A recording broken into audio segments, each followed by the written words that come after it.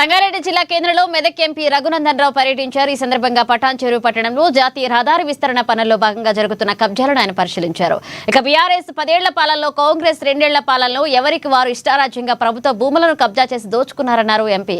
ఇక జాతీయ రహదారుల విస్తరణ కేవలం కేంద్ర ప్రభుత్వం ప్రజా సంక్షేమం కోసం చేస్తుందన్నారు. అయితే కబ్జాదారులకు విస్తరణ అభివృద్ధి పనులకు సంబంధం లేదు అని రఘునందన్ రావు స్పష్టం చేశారు. ప్రభుత్వ జిల్లా పరిషత్ ఉన్నత పాఠశాల తరగతి గదులను రాత్రికి రాత్రి కూలగొట్టడం బాధాకరమని ఆయన ఆవేదన వ్యక్తం చేశారు. పాఠశాల కూల్చివేతపై అధికారులు సీరియస్ గా చర్యలు తీసుకుని బాధ్యులపై క్రిమినల్ కేసులు పెట్టాలని ఎంపీ డిమాండ్ చేశారు. బాధాకరమైన విషయం ఏంటంటే ఈడున్న మీడియా మిత్రులతో సహా పటాన్చెరులో ఉన్న పౌర సమాజంలో అందరికీ తెలుసు, ముందున్నటువంటి డబ్బాలకి వెనకాల ఉన్నటువంటి స్కూల్ కాంపౌండ్ వాళ్ళకి మధ్యన సుమారు 10 ఫీట్ల గ్యాప్ కనబడతా ఉంది.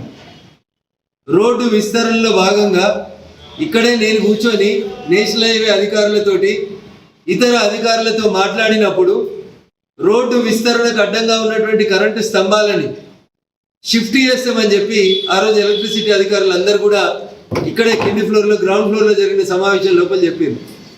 దాంట్లో భాగంగా జాతీయ రహదారి విస్తరణలో భాగంగా రోడ్డు మధ్యలో ఉన్నటువంటి లేదా రోడ్డు బౌండరీలో ఉన్నటువంటి కరెంటు స్తంభాలని తీసి స్కూల్ కాంపౌండ్ వాళ్ళు బయటనే వేసిరు, కొత్తగా వేసినాయి.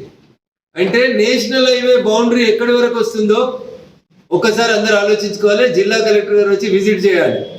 తహసీల్దార్కి చెప్పినా చూస్తాము. 100 కోట్ల విలువ చేసేటువంటి ప్రభుత్వ పాఠశాల భూమి విషయంలో జిల్లా కలెక్టర్ గారి స్పందన తీరు కానీ, రెవెన్యూ యంత్రాంగం స్పందన కానీ బాధాకరమైనటువంటి విషయం.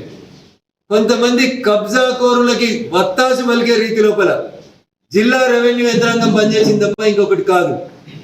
కాంపౌండ్ వాళ్ళు బయటనే జాతీయ రహదారి ఎక్స్టెన్షన్ వాళ్ళు కాంట్రాక్టర్ కొత్త పోల్స్ వేసిపోతే స్కూల్ కూడా కొట్టాల్సిన అవసరం ఎన్హెచ్ఓలకు ఏమొచ్చిందనే చెప్పాలి, లేదా కాంట్రాక్టర్కి ఏమొచ్చిందని చెప్పాలి. ఒకవేళ నిజంగా నిజాయితీగా ఆ స్కూల్ కూలగొట్టడం అనేది జాతీయ రహదారి విస్తరణ కోసమే అయితే పొద్దుగల 6 గంటలకు మొదలు పెట్టనుండి రాత్రి కూడా. బాధాకరమైన విషయం ఏంటంటే